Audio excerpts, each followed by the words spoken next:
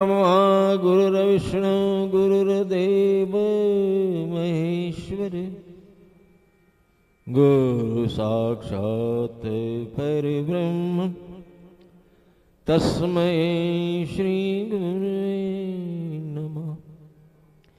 गुरु की निगाह ही मोक्ष है, गुरु वाक्य ही है संपदा। सेवा गुरु की जो करे पाता नहीं वह आपदा। हर संकटों पर मात करने की शक्ति उसे मिले। गर मौत भी जो आ गई आनंद ही फूले फले। आज्ञा गुरु की मान कर हर काम करता जाएगा। धोखा नहीं उनको कभी शुभ कामना फल पाएगा। निर्मोही गुरु पाया अगर तब जन्म का साफल्य है। पुरुषार्थ चारों प्राप्त कर वह शहनशाह के तुल्य है। वह शहनशाह के तुल्य है। वह शहनशाह के तुल्य है। गुरु चे चिंतन नित्य निरंतर। गुरु चे चिंतन नित्य निरंतर। त्यात चेतन्मय उन्मन हे मन। गुरु चे चिंतन नित्य निरंतर। गुरु चे चिंतन नित्य निरंतर। धाग धाग ते ज्वाला त्यागाची त्यागाची रे। धाग धाग ते ज्वाला त्यागाची निर्मल ज्योती निज ज्ञानाची। हाती कमळे जनसेवेची। नित्य शिकविती विचार मंथन। गुरु चे चिंतन नित्य निरंतर। शांति ध्वजा लहरे महाद्वारी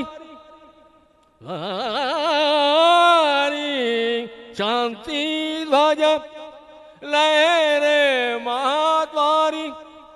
उल्लासाची वाजत भेरी गगन गर्जना मानवतारी। सत्य अहिंसा निर्भय भूषण। गुरु चे चिंतन नित्य निरंतर। गुरु चे चिंतन नित्य निरंतर। गिरी कंदारी वसती सुंदर सुंदर सुंदर। गिरी कंदारी वसती सुंदर। कीर्ती जयाची हिमालयावर। कीर्ती जयाची हिमालयावर। तुकड्या दासा विरत गहीवर। तुकड्या दासा अविरत गहीवर। स्वानंदाची मस्तकी चंदन। गुरु चे चिंतन नित्य निरंतर। त्यात चितन्मय उन्मन है मन। गुरु चे चिंतन नित्य निरंतर।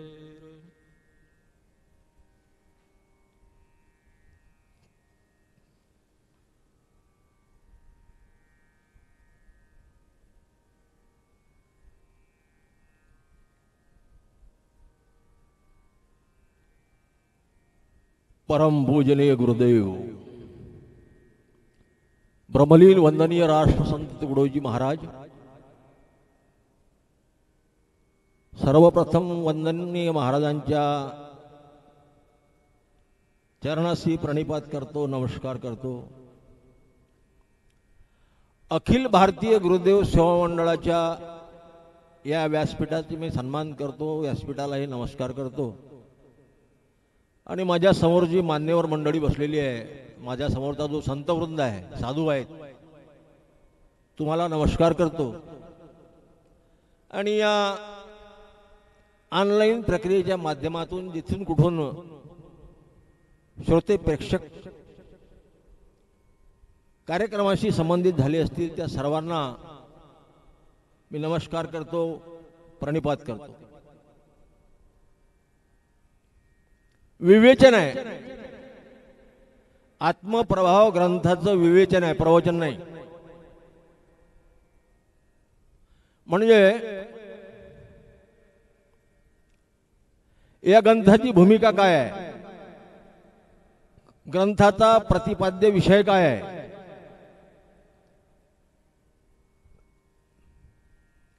कोण्या कालखंडामध्ये हा ग्रंथ निर्माण झाला,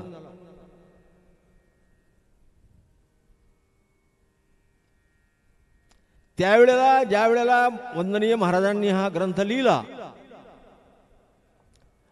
त्यावेळेला वंदनीय महाराजांचा आत्मस्थिती भाव काय होता, त्यावेळेची सामाजिक परिस्थिती काय होती, धर्मावस्था काय होती, महाराजांचं वय किती होतं, विवेचन करताना या सर्व गोष्टीचा धांडोळा घेणे आवश्यक आहे.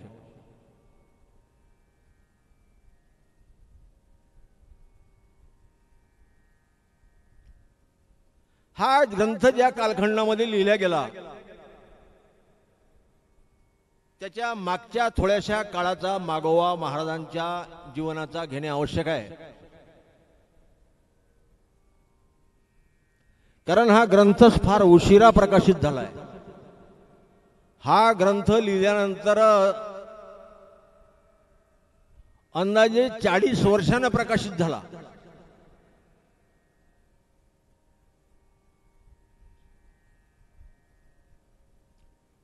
आळकोजी महाराजांचं समाधीस्थ झाले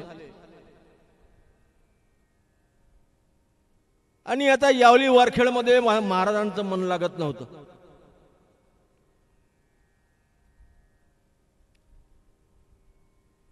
सद्गुरू आज्ञा देऊन गेले की तू भजन लिहित जा. भजन लिहिण्यालाही सुरू झाली, गाण्यालाही सुरू झाली. खंजरीच्या बोलाचं नृत्य बालपणीच वंदनीय महाराजांच्या बोटांना अवगत झालं आणि महाराज यावली वरखेड सोडून निघाले.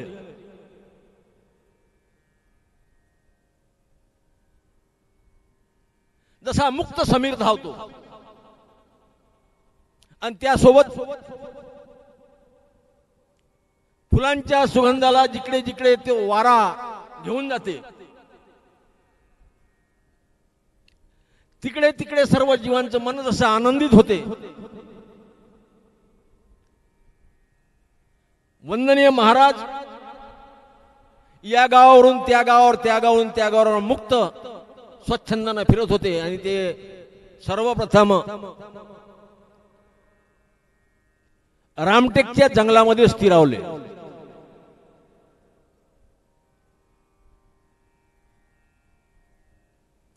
यावेळेला महाराजांच्यावर केवळ 14 वर्ष होतं.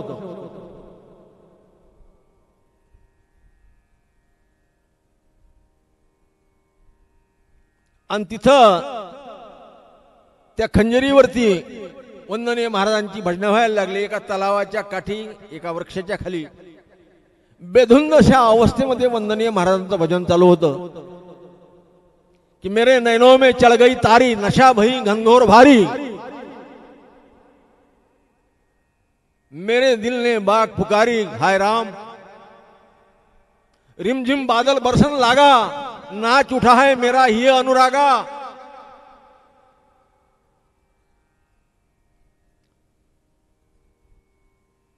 हे दर्शनाची जी चहा आहे ना, वंदनीय महाराज निघाले ते मला परमात्म्याचं दर्शन कसं होईल या आशेनं ते घरून निघाले आणि जिथं तिथं ते परमेश्वराची पुकार करायला लागले। आता महाराज परमेश्वराची लगन, परमेश्वराचं नामस्मरण, परमेश्वरावरती प्रेम हे एक अशी नशा आहे की ती एक वेळ जर चढली तर उतरत नाही।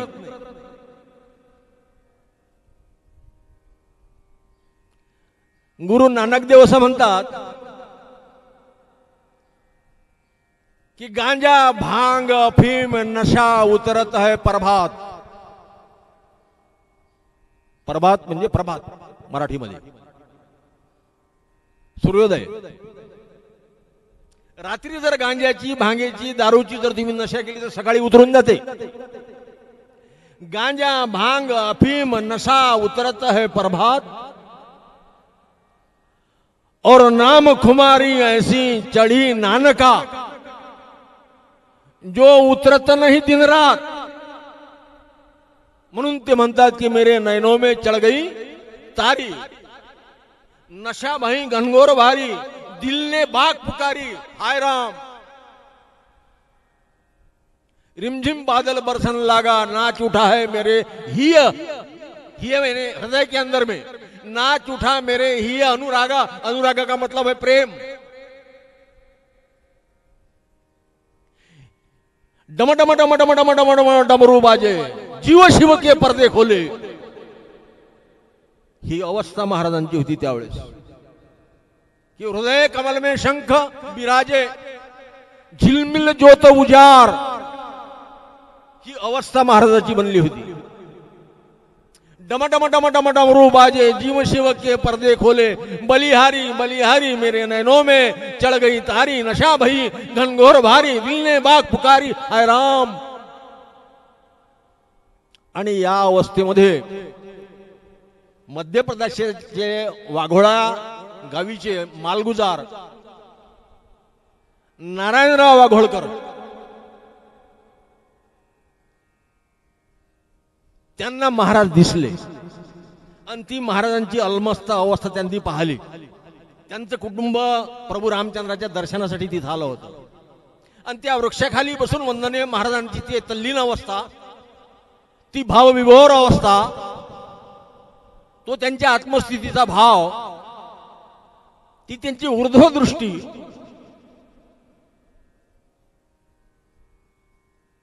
आणि वाघोळेकरांना असं वाटलं की इथं काहीतरी दिव्यत्व आहे, इथं दिव्यत्वाची काहीतरी प्रचिती आहे। दिव्यत्वाची जेथे प्रचिती तेथे कर माझे जुळती। काही भाग्यवान लोक असतात की ते लवकरात लवकर संतांना ओळखतात, काही लोक असे असतात की जन्मभर संतांच्या संग राहून संताला नाही ओळखत। संत ओळखण्याचं मोठं कठीण काम आहे, त्याच्यासाठी मोठा अभ्यास लागते, त्याच्यासाठी मोठे थोर प्रयत्न लागतात। म्हणून ज्ञानेश्वर महाराज माऊलीने ते ज्ञानेश्वरीमध्ये लिहिलं की जाणतेने गुरु भजीचे तेने कृत कार्य होईजे, मूळ सिंचने सहजे शाखा पल्लव संतोषती।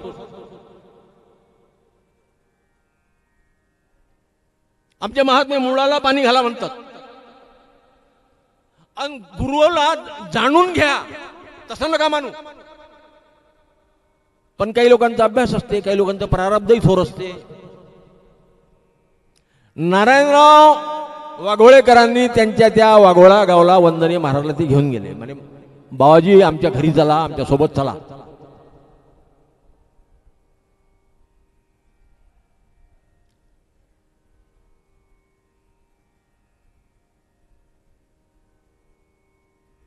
हा काळ साधारण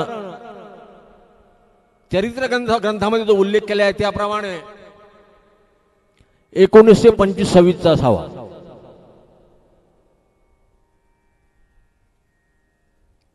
त्या नारायणराव वाघोळेकरांच्या घरात, त्या कुटुंबात मोठा परिवार आहे, मालगुजार होते आमच्या गावचे लक्ष्मण बुवा सावकार आवटे यांची एक मुलगी दिली होती.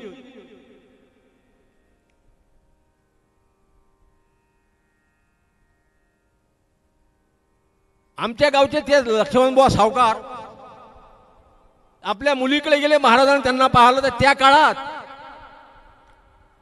जीवनयोगीमध्ये त्याची नोंद आहे, पण फक्त सातेगाव एवढी नोंद आहे की सातेगावले महाराज गेलते. बाकी कार्यक्रम काय झाला हे याची नोंद त्याच्यामध्ये नाही आहे. त्या कार्यक्रमामध्ये माझे वडील महाराजांचा भजनाचा कार्यक्रम झाला. आमच्या गावच्या सावकारपती महाराजांनाही आणलं एका दिवसासाठी फक्त. तर 28 ची नोंद आहे सातेगाव. त्या कार्यक्रमामध्ये माझे वडील आणि माझे वडील स्वर्गीय जयरामजी मरकाडे आणि त्यांचे मित्र पुंडलिकरावजी हरमाळे हे दोन व्यायामपटू आणि त्यांचा संच हा स्वयंसेवक म्हणून त्यांनी काम केलं. असो तिकडे आपल्याला जायचं नाही, मी तो कालखंड सांगून राहिलो. म्हणजे माझ्या जन्माच्या 22 वर्ष अगोदरची गोष्ट आहे.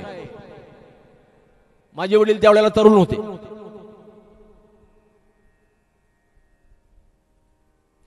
याच नारायणराव वाघोळेकरांचे रिलेटिव्ह नातेवाईक 2-4-5 वर्षाचा तो कालखंड गेला वाघोळेकरांकडे, महाराजांचा नारायणराव वाघोळेकरांकडे. आणि त्यांचे नातेवाईक श्रीमंत कृष्णरावजी भुते नेरी ते त्यांच्या घरी आले आणि त्यांनी महाराजांना बघितलं. ती महाराजाची दिनचर्या, ती महाराजाची बसण्याची पद्धत, ती महाराजाची बैठक, ती महाराजाची भजनं, आणि त्यांनाही लालसा झाली. आणि वाघोळेकरांना त्यांनी म्हटलं की बाबा आमच्याकडे बाबाजीचा मुक्काम काही दिवस होऊ द्या. आणि कृष्णरावजी भुते त्या वाघोळा मध्य प्रदेशात गाव आहे ते वाघोळा, मध्य प्रदेशाला त्या वाघोळ्या गावावरून कृष्णरावजी भुते नेरीला म्हणजे चिमूर तालुका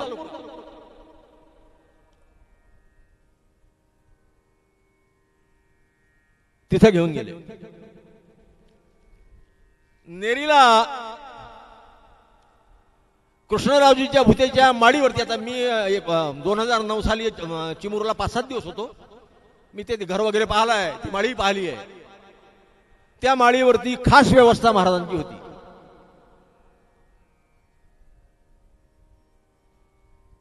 अनेक वर्ष कृष्णरावजी भुतेकडे वंदनीय महाराज राहिले. आणि तिथंच या 2-3 ग्रंथाची निर्मिती झाली. म्हणजे भुतेकडे नाही झाली, पण त्या परिसरात कृष्णरावजी भुतेकडे लहर की बरखाचा पहिला भाग याची निर्मिती कृष्णरावजी भुतेकडे झाली. ते वंदनीय महाराजांच्या अंगाला सणसणता ताप असताना त्यांना संधिपात झाला होता. त्याच्यामध्ये वंदनीय महाराज जे बोलले त्या तापामध्ये ते सेवकांनी लिहून घेतलं, तो लहर के बरखाचा पहिला भाग. आणि त्याच कालखंडात म्हणजे साधारण वंदनीय महाराजांचं वय 20 ते 25 या दरम्यान आहे. साधारण 29, 31 ते 34, 35 पर्यंत हा जो 5 वर्षाचा कालखंड आहे. तर त्या परिसरातच चिमूरची काही मंडळी वंदनीय चिमूर आणि नेरी जवळजवळ जरा, नेरी मोठं गाव आहे, गोंधळा त्याला लागूनच आहे. नेरीला कृष्णराव भुतेंची जमीनच तिथं होती त्या गोंधळ्याला. एक दिवस गाडी शेकड्यामध्ये बसून वंदनीय महाराज गेले. त्या मी हे कशासाठी सांगतो की हा ग्रंथ निर्माण होताना वंदनीय महाराजांच्या हृदयाचा ठाव आणि आत्मस्थितीचा भाव होता कसा त्याच्याकरता बोलतोय, हे प्रास्ताविक बोलतोय. कारण हा धांडोळा घ्यावा लागेल, हे कधी झाला काय झाला. कारण या ग्रंथामध्ये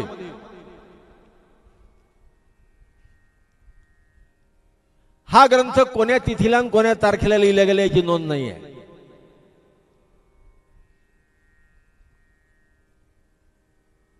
आता हे अलीकडचं तृतीय आवृत्ती आहे, हे 2015ची आवृत्ती आहे.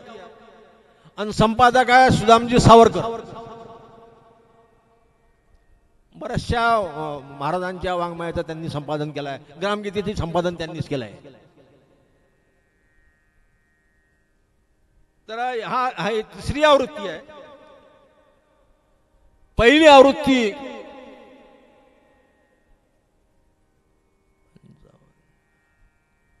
साधारण 80-85 दरम्यान झालेली असावी असं मला वाटतं.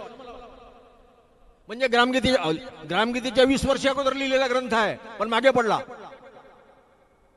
आणि लगेच आनंदामृत ग्रंथ लिहिणं झाल्यानंतर त्याच कालखंडात हा ग्रंथ लिहिला गेला असावा असं या दोन्ही ग्रंथाच्या वाक्यरचनेवरून त्याची जे धाटणी आहे विषयाची पद्धती, असं वाटते की आनंदामृताच्या नंतर लगेच हा ग्रंथ 1-2 वर्षात हा लिहिलेला असावा. पण हे लिखाण वंदनीय महाराजांना लिहिलं आणि वंदनीय महाराजांची आपण काय लिहिलं त्याच्याकडे लक्ष आहे. आणि बरेच वर्ष ते कुठे पळून राहिले हे वंदनीय महाराजांना ते माहीत नव्हतं. त्या भागात कोणी शिवगिरी बुवा नावाचे कोणी संत महाराज कोणी होते, त्यांनी की 10-15 वर्षानंतर हा ग्रंथ बाबाजी हे तुमचं लिखाण आहे, तुम्ही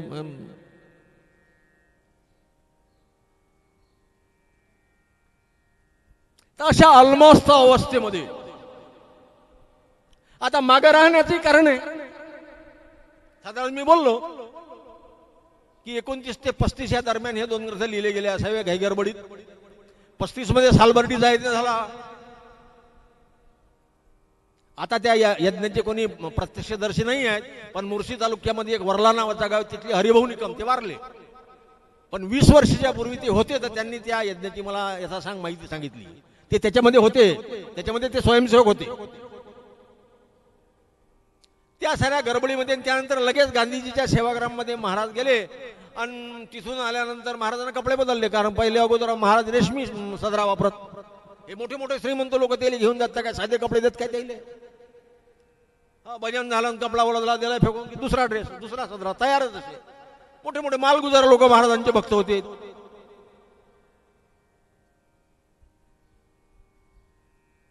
गांधीजीच्या आश्रमामध्ये 1 महिनाभर वास्तव्य झाल्यानंतर वंदनीय महाराजांची राष्ट्रीय भावना जागृत झाली आणि त्यांच्या वाङ्मयाने देशाच्या उद्धारासाठी कल घेतला की दिलमन से गाऊंगा तेरा भजन ऊंचा उठा दे. मग देवालाही ते आता हे प्रार्थना करायला लागले की दिलमन से गाऊंगा तेरा भजन ऊंचा उठा दे मेरा प्यारा वतन, मेरे वतन की बिछड़ी है जनता, किसी का किसी के संग नहीं बनता, इसलिए मैंने ठानी है. मनता म्हणजे नवस करतो मी, मनता म्हणजे नवस. इसलिए मैंने ठानी है मनता, सभी नेताओं का कर दे मिलन. वाव, केवढी मोठी दृष्ट आहे. आज काय चित्र आहे देशामध्ये. आमच्या महात्म्यांनी रामराज्याची अपेक्षा केली, देशाची अपेक्षा केली, आणि आजचं चित्र काय म्हणजे पहा. हे त्यांना माहित होतं, म्हणून हे लिहिणे गरजेचं आहे. अशी वंदनीय महाराजांची या धावपळीमध्ये हा ग्रंथ मागे पडला आणि अनेक वर्ष जवळजवळ लिहिल्यापासून मी 40 वर्षाचा कालखंड, त्याच्यात थोडासा 2-4-5 वर्षाचा हेरफेर होऊ शकते, मी अंदाजे बोलून राहिलो कारण याच्यामध्ये तिथीच नाही आहे. प्रकाशन स्थिती म्हणजे या ग्रंथाची ती कधी लिहिला गेला ते नाही आहे. जसं ग्रामगीता कधी लिहिला गेला हे माहित आहे आपल्याला. तर या धावपळीत हा ग्रंथ मागे राहिला आणि त्यावेळी ती परिस्थिती भयानक होती, उपासमार होती. ज्या काळात हा ग्रंथ लिहिला गेला, पकडा की 1931, 32, 33 उपासमारीची वेळ होती. आणि हे वेदांताचं तत्वज्ञान आहे.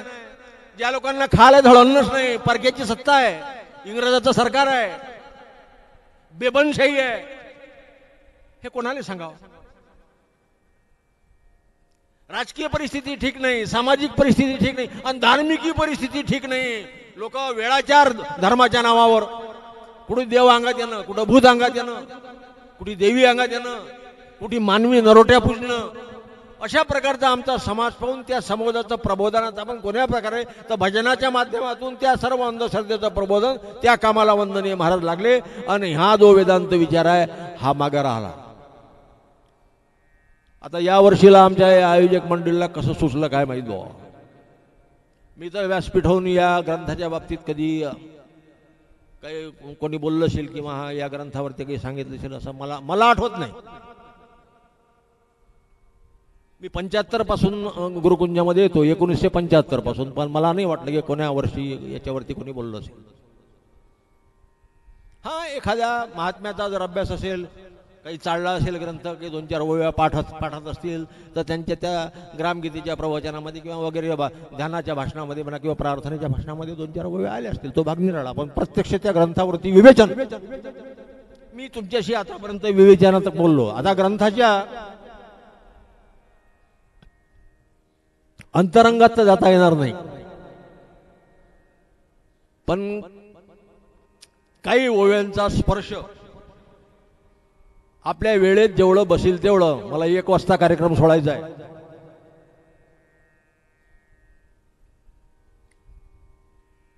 आपण थोडं चिंतन करण्याचा प्रयत्न करूया. लक्षपूर्वक ऐका.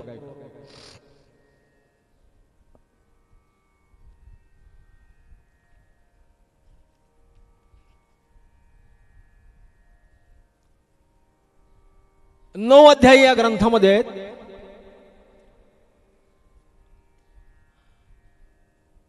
आणि पहिला अध्याय मंगलाचरणानं सुरू होतो. प्रत्येक ग्रंथाला मंगलाचरण असते. ग्रामगीतेला हे मंगलाचरण आहे, ते स्पेशल नाही दिलेलं आहे, स्पेशल स्तवन दिलं आहे. नमो सद्गुरु ज्ञान दीप प्रकाशा, नमो आद्य रूपा अनंत परेशा वगैरे वगैरे, तुम्हाला माहित आहे. ग्रामगीतेच्या पहिल्या अध्यायाच्या 40 ओव्या आल्या. ओम नमोजी विश्वचालकापासून जगदवंद्या ब्रह्मांड नायका एकची सोने अनेका बाससी आपण जे झाला, हे सर्व मंगलाचरणच आहे. हे 40-42 ओव्या आहेत. त्याच्यामध्ये 2 पार्ट महाराजांना पाडले. त्याच्यामध्ये एक ज्ञानात्मक दर्शनाचा प्रभाव सांगितला वंदनीय महाराजांना, की ज्ञानात्मक दर्शन देवाचं कसं असते, कारण अध्याय देवदर्शन आहे तो. तर तिकडे आपल्याला जायचं नाही.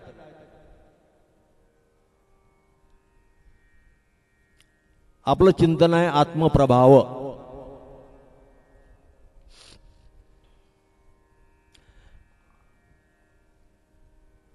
आत्म्याचा प्रभाव कुठं कुठं आहे?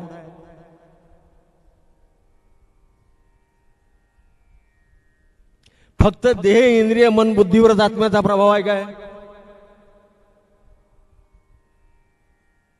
आत्म्याचा प्रभाव सर्व विश्वावर आहे. आत्म्याचा प्रभाव सर्व सृष्टीवर आहे. आत्मा आहे म्हणूनच ही सृष्टी आहे.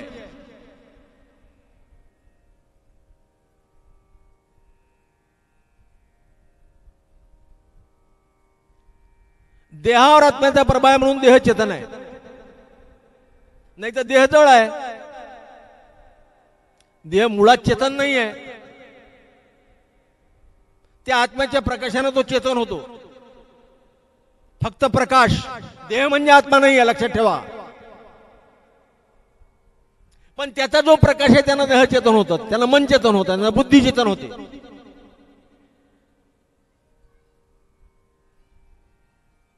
वंदनीय महाराज म्हणतात ना की श्री गुरुदेव की महिमा न्यारी. तो हा आत्माच गुरुदेव म्हणजे परमात्माच. गुरुदेव म्हणजे कोणी व्यक्ती नाही आहे. आत्मा म्हणजे कोणी व्यक्ती नाही आहे. परमात्मा म्हणजे कोणी व्यक्ती नाही आहे. ते एक महान तत्व आहे, ते एक महान शक्ती आहे.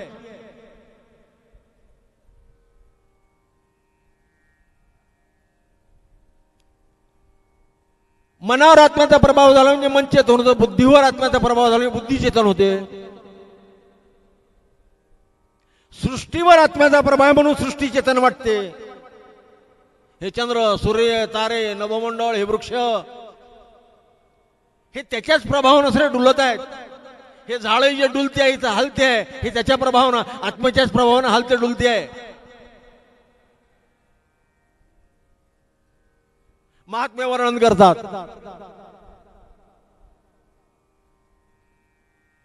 हा देवाचा शुभ दृष्टी सृष्टी संकेत दृष्टी संकेत कि देख ले नजरों से प्यारे इश्क का दरबार है. महात्मे तुम्हाला प्यारे म्हणतात, प्रिय म्हणतात, बंधुनो म्हणतात, सखा म्हणतात, गळे हो म्हणतात. केवढी प्रेमाची भाषा आहे. प्यारे. देख ले नजरों से प्यारे इश्क का दरबार है. भूमि गली बिछाओ सुंदर. वाह. आमच्या भूमीवर वाहणाऱ्या ह्या नद्या, हे तलाव, ही वृक्ष, हे वेली, हे चंद्र, हे सूर्य, हे तारे, हे नभोमंडळ, ती रिमझिम बरसणारं पाणी, कटकट कटकट कट चमकणारी वीज, हा सगळा तोच तर नटलाय.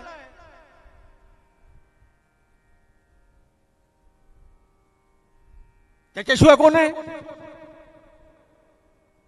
भूमी गली बिछाव सुंदर, आकाश तंबू सुहावना, हा आकाशाचा मंडप.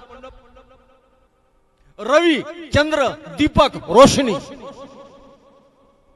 रवी म्हणजे सूर्य, चंद्र दीपक रोशनी. सूर्याची रोशनी, चंद्राची रोशनी, दिव्याची रोशनी एकच आहे. ते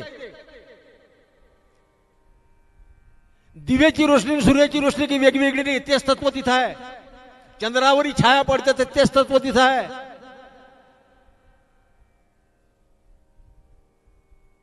वेगळं नाही. माऊली ज्ञानेश्वर महाराज म्हणतात, दीप कडिका धाकुटी, छोटासा दिवा, छोटासा असते, पण हजारो दिवे ते एका दिव्याहून पेटवले जातात. एक दिवा जर तेवत ठेवला तर लाखो दिवे त्या एका दिव्यावरून पेटवल्या जाऊ शकतात. पण पेटवण्याची तयारी पाहिजे. ते पेटवण्यासाठी त्याच्या जीवनाली तेलही पाहिजे आणि वातही पाहिजे. तो दाखला पाहिजे त्याच्याजवळ, ते सर्टिफिकेट असलं पाहिजे की तुझ्याजवळ तेल आहे का आणि वात आहे काय, श्रद्धा आहे काय, निश्चय आहे काय. दीपकलिका धाकुटी ते महातेजते प्रगटी, तैसी सद्बुद्धी थेकुटी म्हणून आहे माऊली ज्ञानेश्वर महाराज. म्हणून तू हे जे सद्बुद्धी आहे ना, हे सद्बुद्धीची दीप ज्योती आहे. ते लहानशी जरी वाटत असली तरी ते महातेजाला प्रगट करू शकते.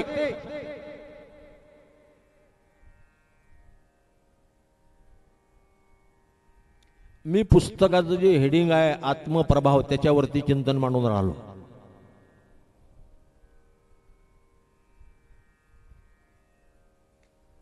रवि चंद्र दीपक रोशनी पर्वतों की दीवार है, देख ले नजरों से प्यारे इश्क का दरबार है. नदियां फवारे चल रहे, नदियां फवारे चल रहे, पंखा पवन झूले सदा. वाह, पवन वार, हा तुमच्या घराच्या खिडकीतून हवा येते. लाईन गेली म्हणजे खिडक्या उघडा, खिडक्या उघडा, खिडक्या उघडा, दार उघडा, खिडक्या उघडा आणि फुकटची हवा घ्या. आतापर्यंत किती हवा घेतली परमात्म्याची. या पंख्याचं बिल येते कारण पंखा सामान्य आहे. हे विजेची जे लाईट लागली येते याचंही बिल येते कारण हे सामान्य आहे. पण तुमच्या घरात खिडकीतून येणारा जो वारा आहे, तो जो परिमल घेऊन येणारा वारा आहे, तो असामान्य आहे, त्याचं बिल नाही येत. असामान्य लोकांचं बिल नसते, लक्षात ठेवा. सामान्य लोक आपलं बिल सांगतात की मला एवढे लागतील. जे सामान्य लोक असतात ते सांगतात की मला तुम्ही बोलावलं, जसं या इलेक्ट्रिकला तुम्ही सांगितलं आमच्या घरी ये, तर याचं बिल येते, या विजेच्या लाईटचं बिल येते. पण चंद्राची, सूर्याचा जो प्रकाश आम्ही घेतो रात्रीला, चंद्राचा प्रकाश दिवसा, सूर्याचा प्रकाश, याचं बिल नाही येत कारण ते असामान्य तत्व आहे. असामान्य लोकांचं बिल नसते. रवि चंद्र दीपक रोशनी पर्वतों की नदियां फवारे चल रहे, पंखा पवन झूले सदा, सागर सरोवर शोभते हैं, पर्वतों की दीवार है. सागर से उठा बादल बन के, बादल से फटा जल होकर के, फिर नर बना नदियां गहरी तेरे भिन्न प्रकार को. ये कही तो है भाई. सब जगह की रोशनी में बुलबुलैया तू ही तो है, हर जगह की रोशनी में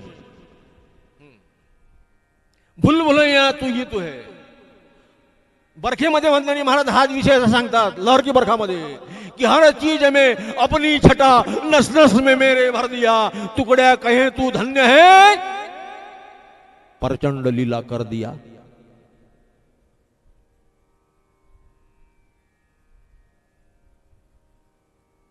मला काय सांगायचं होतं, हे आतापर्यंत जे बोललो म्हणजे विवेचन झाल्यानंतर तुमच्याशी जे बोललो, मला हे सांगायचं की आत्म्याचा प्रभाव कुठं कुठं आहे आणि कसा आहे. प्रत्येक ठिकाणी आत्मा आहे, पण त्याचं दर्शन, त्याची जाणीव दर्शन म्हणजे त्याचं काही असं चित्र नाही आत्म्याचं. जसं फोटोत आपण काही देवाचे चित्र, काही साधू संतांची चित्र पाहतो, असं आत्म्याचं काही चित्र नाही आहे. कारण तो देहातीत आहे. त्याच्यामुळं ह्या देहात सारी प्रक्रिया घडते आहे, त्याच्यामुळे घडते आहे. पण तो नसला तर काहीच घडत नाही. वेदांतामध्ये मोठं एक सुंदर रूपक लिहिलं आहे की आपले जे पाच ज्ञानेंद्रिय, 5 कर्मेंद्रिय आहेत, हे घोडे आहेत. एका भजनामध्ये वंदनीय महाराज लिहितात की सावरी कर्तव्य घोडा. कर्तव्याचे हे जे याच्यावर कर्तव्य अवलंबून आहे. तुमचे 5 ज्ञानेंद्रिय आणि 5 कर्मेंद्रिय याच्यावरच तुमचं कर्तव्य अवलंबून आहे. कारण या 10 इंद्रियाशिवाय तुम्ही कोणतं कर्तव्य पार पाडू शकत नाही. तर हे 5, हे डोळे, कान, जिव्हा, त्वचा, हे नाक, हे 5, हे हात, पाय, गुदा, शिश्न, वाणी, हे 5 मिळून 10. पण याचा राजा मन आहे.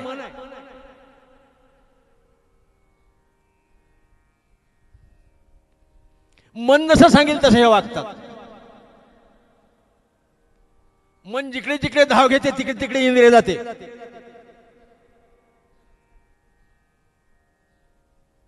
संत गुलाबराव महाराज माधानकर त्यांनी एका भजनामध्ये असं लिहिलं की आंधळे लोचन पांगुळे चरण 12 वाटा मन धावत आहे. याले 12 रस्ते आहेत म्हणाले.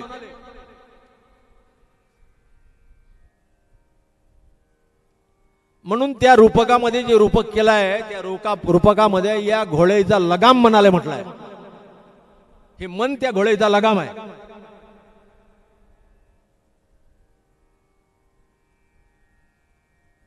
बरं, मग या लगामाले पकडणारा कोणी पाहिजे की नाही? घोड्याने नकेल टाकली, नकेल टाकल्याशिवाय तो घोडा आवरत नाही. नकेल म्हणजे लोखंडी आणि त्याला चांबड्याचा पट्टा, त्याच्याशिवाय घोडा बसर नाही. इंद्रिय त्याच्याशिवाय बसरच येत नाही. म्हणून वंदनीय महाराज म्हणतात, संयम का जीना सोना है, विषयों का जीना रोना है. प्रार्थनेमध्ये तुम्ही रोज म्हणता की हर इंद्रियों पर ताब कर, हम वीर हो अति धीर हो, गंभीर हो सबके हृदय, सच ज्ञान का ही वक्तव्य हो. तर हे जे इंद्रिय आहे, त्या इंद्रियाच्या या घोड्यामध्ये नकेल आणि त्याला लावलेला जो पट्टा आहे, त्याला लगाम जो आहे, तो लगाम म्हणजे माणसाचं मन आहे. मन जर आवरलं तर इंद्रिय आवरतात. म्हणून मनाचा अभ्यास करणे अतिशय आवश्यक आहे. लक्षात ठेवा, देहाचा अभ्यास कमी केला, कसरता कमी काढल्या तर चालतील, तोंडाले पावडर कमी लावलं तर चालतील, अंगावर इस्त्रीचे कपडे नसले तरी चालतील, त्यांना काही बिघडणार नाही. मनाचा अभ्यास फार आवश्यक आहे. एक गीतकार असं म्हणतो, मन ही देवता मन ही ईश्वर मन से बड़ा न कोई, मन उजियारा जब जब फैले जग उजियारा होई. तुकाराम महाराज म्हणतात, सर्व सिद्धीचे कारण एक मन. हेच मन नरकाले नेते माणसाले, हेच मन माणसाले मुक्तही करू शकते, हेच मन माणसाले बंधनात टाकू शकते आणि हेच मन माणसाले मुक्त करू शकते. मनात ते पावर आहे. पण त्याला जर मोकाट सोडलं, त्या लगामाले, पहिले तर घोडे मोकाटनी सोडायला पाहिजे, नकेल पाहिजे, नंतर लगाम आहे, लगामाले जर मोकाट सोडलं तर मन एका ठिकाणी राहू शकत नाही, मन स्थिर होऊ शकत नाही. म्हणून या रथाचा जो सारथी आहे त्याला बुद्धी असं म्हणतात. मन हे तो लगाम बुद्धीच्या हाती पाहिजे. सारथी ड्रायव्हर आहे, ड्रायव्हर. बुद्धी हा जो देहरूपी आपला रथ आहे, या देहरूपी रथाचा ड्रायव्हर बुद्धी आहे. ड्रायव्हर, त्याला सारथी असं म्हणतात. आलं लक्षात? 10 घोड्याचा रथ, लगाम त्याचं मन, बुद्धी त्याचा सारथी, आणि त्या रथात मागे जो कोणी मालक बसलाय, नाही रथाला सारथी आहे तर मालक असेल की नाही रथाचा कोणी बसलेला मागे? तो तर रथामध्ये तो स्थिर बसलेला आहे, त्याला काही घेणं देणं नाही, तो कसाही अकाल. तो बुद्धीला त्याचा प्रकाश सर्वावरती आहे. बुद्धीवरती त्याचा प्रकाश आहे, मनावरती प्रकाश आहे, 10 इंद्रियावरती त्याचा प्रकाश आहे. पण त्याला घेणं देणं नाही. हे इथं लाईट आहे, रात्रीचा वेळ आहे. एक दृष्टांत म्हणून सांगतो तुम्हाला कळण्याकरता, कारण तुम्ही सर्व महानुभाव माझ्या समोर बसलेले आहे, तुम्ही साधू संत आहे, तुम्ही मोठे विचारक आहे बाबा. तुमच्यामध्ये माझ्यापेक्षा मोठा बसलेला माणूस असू शकतो, म्हणून मी पहिलेच नमस्कार केला.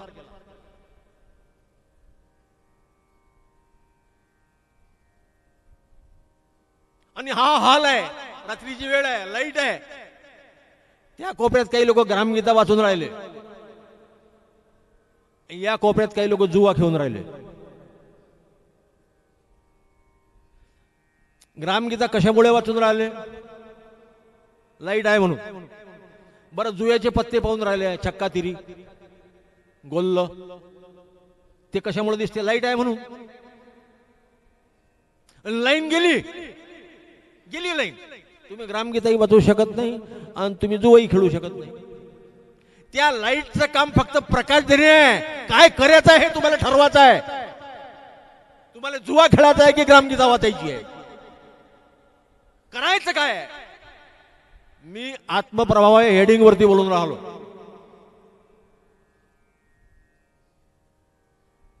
कारण कर्म करायची जीवाहाती महान सत्ता, महाराज म्हणतात ग्रामगीतेत.